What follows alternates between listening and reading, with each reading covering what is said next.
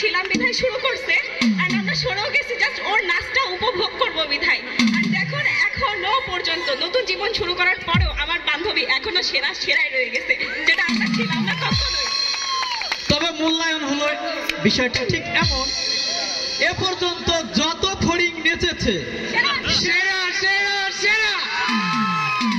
সত্যি আমিও মুগ্ধ হয়েছি এবং আমাদের যারা আছে ফেরিওয়ালার যারা সবাই বলছে যে অসাধারণ।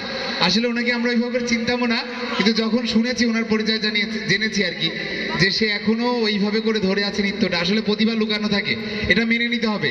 আমি আশা করবো আপনি এইভাবে করে এইটা সাংস্কৃতিকটা ধরে রেখেন। ঠিক আছে, এবার আমাদের মাঝে তুমি কিছু বলবা? হ্যাঁ, কি বলবো? আসলে আমাদের বন্ধন শিল্পী গোষ্ঠীর পক্ষ থেকে অনেক অনেক দোয়া রইল আগামী দিনগুলো যাতে এইভাবেই কাটিয়ে দিতে পারে। অবশ্যই অবশ্যই। আচ্ছা, আবারও নৃত্য হবে না গান হবে? গান।